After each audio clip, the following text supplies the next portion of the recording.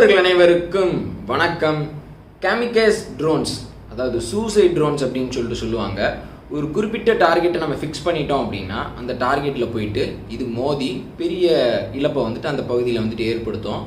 So இப்படிப்பட்ட drones நிறையா வளர்ந்த நாடுகள்கிட்ட இருக்குது. ஆனால் இந்த ட்ரோனை எந்த நாடு பெரிய அளவுக்கு யூஸ் பண்ணி இருக்காங்க அப்படின்னு பார்த்துக்கிட்டிங்கன்னா ஈரான் யூஸ் பண்ணி இருக்காங்க. அவங்களுக்கு இந்த சவுதி அரேபியாவில் இருக்கக்கூடிய இந்த ஆயில் ஃபெசிலிட்டி, அப்புறம் யுனைடெட் அரப் எமிரேட்ஸ் மேலே தாக்குதல் நிகழ்த்துவதற்கு, சிரியாவில் அவங்களுக்கு எதிராக செயல்படக்கூடியவர்கள் மேலே தாக்குதல் நிகழ்த்துவதற்கு இந்த ட்ரோன் பெரிய அளவுக்கு உதவிகரமாக இருக்குது அப்படின்னு சொல்லலாம். இப்போ ஈரானுக்கு அடுத்தபடியாக யார் இந்த ட்ரோன்ஸை பெரிய அளவுக்கு பயன்படுத்தி இருக்காங்க அப்படின்னா ரஷ்யா பெரிய அளவுக்கு பயன்படுத்தி இருக்காங்க. இன்னும் ஸ்பெசிஃபிக்காக சொல்லணும் அப்படின்னா ஈரான் கிட்ட இருக்கக்கூடிய முக்கியமான சூசைட் ட்ரோனான ஷஹீத் 136 அப்படின்ற அந்த ட்ரோனை ரஷ்யா ஈரான் கிட்ட இருந்து வாங்கி பெரிய அளவுக்கு இந்த உக்ரைன் வாரில் பயன்படுத்தி இருக்காங்க. கடந்த ஒரு 2-3 வாரங்களாக இந்த சூசைட் ட்ரோன்ஸின் மூலமாக உக்ரைனில் இருக்கக்கூடிய நிறைய முக்கியமான பகுதிகள் மீது ரஷ்யா தாக்குதல் நிகழ்த்தி இருக்கிறாங்க. இப்போ உக்ரைனுக்கு ஒரு பெரிய தலைவலி என்ன அப்படின்னா இந்த ட்ரோன்ஸ் அட்டாக்கை எப்படி தடுத்து நிறுத்துறது அப்படின்னு சொல்லிட்டு. ஏன்னா பெரிய எண்ணிக்கையில் ரஷ்யா அந்த ட்ரோன்ஸ் அனுப்பிச்சு இருக்கிறாங்க. இந்த ட்ரோனோட ஒரு பெரிய அட்வான்டேஜ் என்ன அப்படின்னு பார்த்துக்கிட்டிங்கன்னா, பெரிய அட்வான்டேஜ் இது ரொம்ப ரொம்ப ரொம்ப ரொம்ப சீப். ஸோ ஈரான் கம்மியான விலையில் ஒரு பெரிய அழிவை ஏற்படுத்துறதுக்கு நிறையா வழிகளை வச்சுருக்கிறாங்க. ஏன்னா அவங்க நிறைய எதிரிகள் இருக்காங்களே ஈரானுக்கு. ஒரு பக்கம் அமெரிக்கா, இன்னொரு பக்கம் இஸ்ரேல், இன்னொரு பக்கம் சவுதி அரேபியா.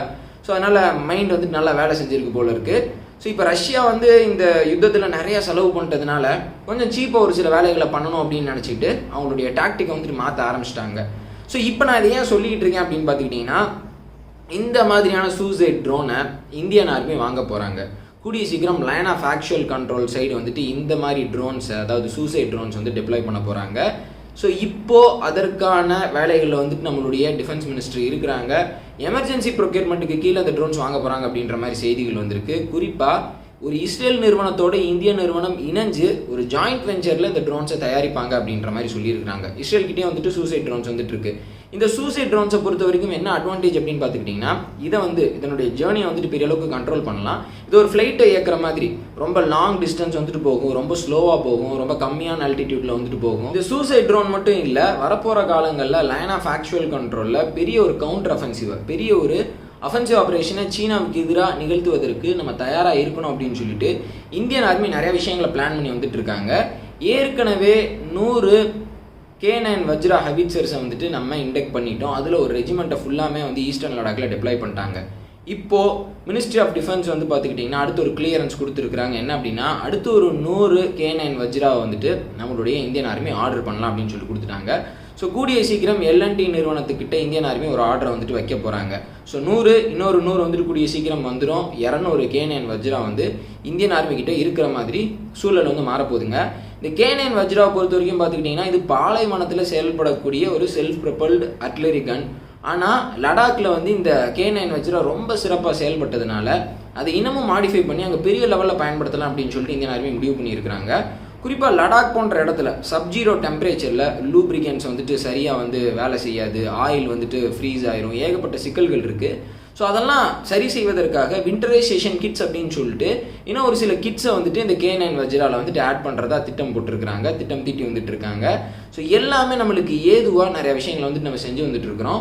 இன்னொரு பக்கம் பார்த்துக்கிட்டிங்கன்னா அட்வான்ஸ் டவுட் அட்லரி கன், முழுக்க உள்நாட்டிலேயே தயாரிக்கப்பட்ட ஒரு டவுட் அட்லரி கன்னை நம்ம கூடிய சீக்கிரம் இண்டெக்ட் பண்ண போகிறோம். கிட்டத்தட்ட 150 நம்பர் இந்தியன் ஆர்மி ஆர்டர் பண்ணுவாங்க அப்படின்ற மாதிரி கூறப்படுது. இப்படி விஷயங்களை அடுக்கிக்கிட்டே போகலாம் அப்படின்ற மாதிரி சொல்கிறாங்க.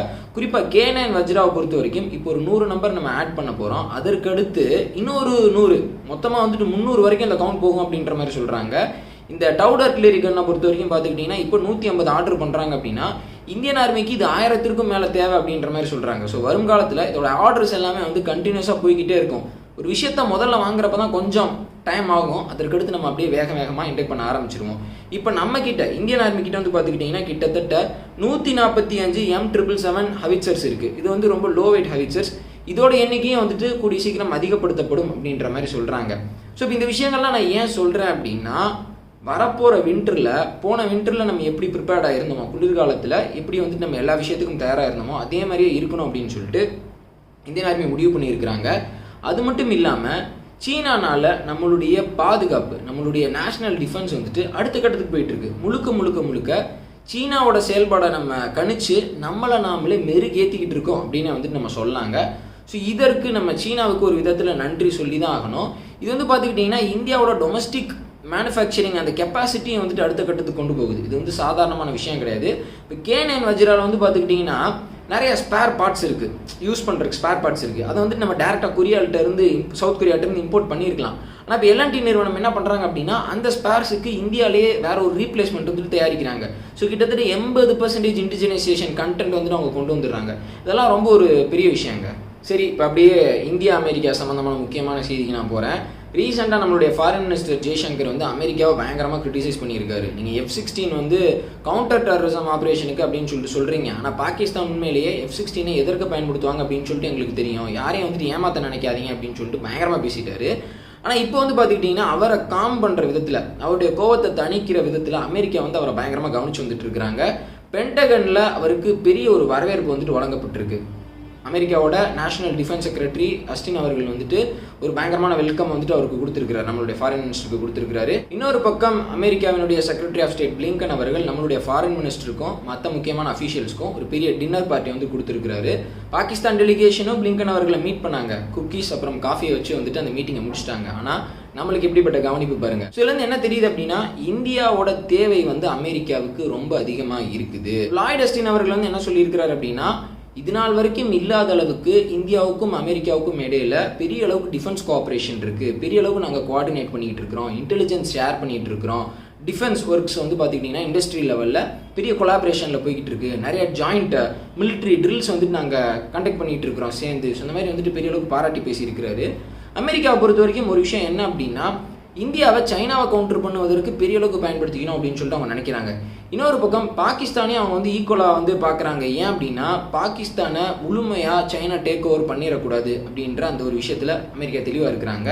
அது மட்டும் இல்லாமல் ஆப்கானிஸ்தானில் சென்ட்ரல் ஏஷியாவில் பெரிய அளவுக்கு ரோல் வகிக்கிறதுக்கு பாகிஸ்தான் நம்மளுக்கு தேவை அப்படின்னு சொல்லிட்டு பாகிஸ்தானுக்கும் ஓரளவுக்கு வெயிட்டேஜ் கொடுத்து தான் வந்து அமெரிக்கா டீல் பண்ணுறாங்க. நம்மளுக்கு நம்மளுடைய நேஷனல் செக்யூரிட்டி தான் முக்கியம். நம்மளுடைய ஃபாரின் மினிஸ்டர் கேட்டது சரியான கேள்வி. நீங்கள் F-16 கொடுத்தீங்க, அதை அவங்க எங்களுக்கு எதிராக தான் பயன்படுத்தி இருக்கிறாங்க, அதுதான் உண்மை. ஸோ இதற்கான ஒரு சரியான பதில் இன்னமும் அமெரிக்கா கிட்டேருந்து வரல. சரி, அப்படியே அடுத்த 2 குட்டி அப்டேட்ஸோட இந்த வீடியோ வந்துட்டு நான் முடிச்சிடுறேன். மீண்டும் காஷ்மீரில் வந்து பார்த்துக்கிட்டிங்கன்னா நேற்று 3 பயங்கரவாதிகளை நம்மளுடைய பாதுகாப்பு படை வீரர்கள் சுட்டு கொண்டிருக்கிறாங்க. அதில் ஒருத்தன் பாகிஸ்தானை சேர்ந்தவன். குல்காமில் வந்துட்டு இந்த என்கவுண்டர் நடந்திருக்கு. திங்கட்கிழமையும் ஒரு என்கவுண்டர் நடந்திருக்கு. அதில் ஒரு பாகிஸ்தானை சேர்ந்த பயங்கரவாதியை நம்மளுடைய பாதுகாப்பு படை வீரர்கள் வந்து சுட்டு கொண்டிருக்கிறாங்க. பாகிஸ்தான்லேருந்து புத்திசல் மாதிரி பயங்கரவாதிகள் இந்தியாவுக்குள்ளே வந்துக்கிட்டே இருக்கிறாங்க. வானம் வந்துட்டு பூமிக்கு வருமா, தட்டுமா, தட்டாது. அதே மாதிரியே பாகிஸ்தான்லேருந்து பயங்கரவாதிகள் வருவது நிற்குமா, நிற்காது. பாகிஸ்தான் இப்படி தான் உதயமானாங்க, இப்படி தான் வந்துட்டு கடைசி வரைக்கும் இருப்பாங்க அப்படின்ற மாதிரி வந்துட்டு எனக்குலாம் தோண ஆரம்பிச்சிருச்சுங்க. அடுத்து ஒரு அப்டேட் என்ன அப்படின்னு பார்த்துக்கிட்டிங்கன்னா சைனீஸ் பிரசிடென்ட் ஜி ஜின்பிங் வந்து ஃபர்ஸ்ட் பப்ளிக் அப்பியரன்ஸ் வந்துட்டு மேக் பண்ணியிருக்கிறார். அதாவது ஷாங்காய் கோஆப்ரேஷன் சமிட்டுக்கு அப்புறம் அவர் வந்து வீட்டை விட்டே வெளியே வரல, ஹவுஸ் அரெஸ்ட்டில் இருக்கிறார் அப்படின்னு சொல்லிட்டு நிறையா ரூமர்ஸ்லாம் வந்துட்டு சோஷியல் மீடியாவில் வந்தது. இப்போ வந்து ஒரு முக்கியமான ஒரு எக்ஸிபிஷனில் வந்துட்டு அவர் அட்டன் பண்ணியிருக்கிறாரு. அதாவது 10 ஆண்டுகளாக அவருடைய ஆட்சி எவ்வளோ சிறப்பாக இருந்தது அப்படின்றத காட்டுவதற்காக ஒரு எக்ஸிபிஷன் வந்துட்டு கண்டக்ட் பண்ணியிருக்கிறாங்க. ஸோ அதில் வந்து அவர் நிறையா விஷயங்களை பேசியிருக்கிறார். இந்த மாதிரி நம்மளுடைய பழம்பெருமைகளை வந்துட்டு நம்ம எடுத்துகிட்டு போகணும், நம்ம எந்தளவுக்கு வறுமையை ஒழிச்சோம், கம்யூனிஸ்ட் பார்ட்டி வந்துட்டு எந்தளவுக்கு சிறப்பாக செயல்பட்டது அப்படின்றத எல்லாத்துக்கிட்டையுமே எடுத்து சொல்லணும், நம்மளுடைய ஒற்றுமையை காட்டணும் அப்படி இப்படின்னு பயங்கரமாக பேசியிருக்கிறாரு. எல்லாம் என்ன எதிர்பார்ப்போடு இருக்கிறாங்க அப்படின்னா அடுத்த மாதம் திருப்பியும் ஜி ஜின்பிங் வந்து சீனாவினுடைய அதிபராக 3வது முறையாக தேர்வு செய்யப்படுவார் அப்படின்னா வந்துட்டு எல்லாரும் பிலீவ் பண்ணிட்டு இருக்கிறாங்க. அதான் வந்துட்டு நடக்க போகுது. ஸோ இந்த மீன் டைம் யூடியூப் சேனலில் நிறைய பேர் வந்துட்டு ஒரு ஃபன்னுக்கு வந்துட்டு இப்படி சீனாவில் ராணுவ ஆட்சி அப்படி இப்படின்னு பேசலாம், திருப்பி பேக் டு நார்மல் அப்படின்ற மாதிரி. ஜி ஜின்பிங் தான் அடுத்த சைனாவினுடைய பிரசிடென்ட். ஜி ஜின்பிங்கை வச்சு தான் வந்துட்டு நம்ம நிறையா விஷயங்கள் சீனா சம்மந்தமாக பேச போகிறோம். ஸோ இதோட இந்த வீடியோ வந்துட்டு நான் முடிச்சுக்கிறேன். இப்போது ஒரு விஷயம் நான் உங்கள்கிட்ட இறுதியாக சொல்லணும்னு நினைக்கிறது என்ன அப்படின்னா வரப்போகிற வின்டர், அதாவது குளிர்காலம் வந்து உலக லெவலில் ரொம்பவே ஒரு முக்கியமான சுச்சுவேஷனாக பார்க்கப்படுது, ஒரு முக்கியமான டைமாக வந்துட்டு பார்க்கப்படுது. ஒரு விஷயம் என்ன அப்படின்னா இந்த குளிர்காலத்தில் ரஷ்யா உக்ரைன் போர் வந்துட்டு எந்த டைரக்ஷனை நோக்கி போகுது. ஏன்னா வின்டர் டைமில் வந்துட்டு சோல்ஜர்ஸ் ஆக்டிவாக வாரில் ஈடுபட முடியாது, பெரிய அளவுக்கு ஃப்ரண்ட் லைனில் இருந்து வந்துட்டு அவங்க சண்டை போட முடியாது. அங்கெல்லாம் பனி வந்துட்டு ரொம்ப கடினமாக இருக்கும், அவங்க எல்லாத்துக்குமே வந்து தெரியும். இன்னொரு பக்கம் வந்து பார்த்துக்கிட்டிங்கன்னா ஐரோப்பிய நாடுகள் வந்து எப்படி இந்த வின்டரை சமாளிக்கிறாங்க. அங்கே வந்து பெரிய அளவுக்கு நேச்சுரல் கேஸ் தட்டுப்பாடு இருக்கும், LNG தட்டுப்பாடு இருக்கும் அப்படின்ற அந்த பேச்செல்லாம் வந்துட்டு அடிப்படுது. LNGயோட ரேட் வந்துட்டு கூடிக்கிட்டு இருக்கு. ஸோ இந்த வின்டர் அங்கே எப்படி இருக்க போகுது அப்படின்ற வந்துட்டு நம்ம பார்க்க போகிறோம். மீன்வைல் இந்தியா வந்து பொருளாதாரத்தை எப்படி மேனேஜ் பண்ணி கொண்டு போகிறாங்க, இனிமேல் வரப்போகிற காலங்கள்லையாவது திருப்பியும் இந்த இன்ஃப்ளேஷன்லேருந்து நம்ம மீண்டு எழுவோமா, இன்ஃப்ளேஷன் கண்டினியூ ஆகுமா, ரிசெஷன் வருமா அப்படின்றதெல்லாம் வரப்போகிற 2023 நோக்கி நம்ம வந்துட்டு பார்க்க போகிறோம். ஸோ 2023 தொடக்கம் வந்துட்டு கொஞ்சம் தடுமாற்றமாக தான் இருக்க போகுது. ஸோ நல்லபடியாக இருக்கணும் அப்படின்னு சொல்லிட்டு வந்துட்டு நம்ம வேண்டிக்கலாம். டயலாக் சொல்லி தான் வந்துட்டு இந்த வீடியோ நான் முடிக்கணும்னு நினைக்கிறேன். Winter is coming. வீடியோ பார்த்தமைக்கு ரொம்ப நன்றி. மறக்காமல் நீங்கள் தெரிஞ்சுக்கிட்டு இந்த முக்கியமான விஷயத்தை உங்களுடைய நண்பர்களுக்கு ஷேர் பண்ணுங்கள். சேனலை தான் ஃபஸ்ட் டைம் பார்த்துட்டு இருக்கீங்க அப்படின்னா மறக்காமல் சப்ஸ்கிரைப் பண்ணி பெல் ஐகானை கிளிக் பண்ணிக்கோங்க. ஜெய் ஹிந்த்.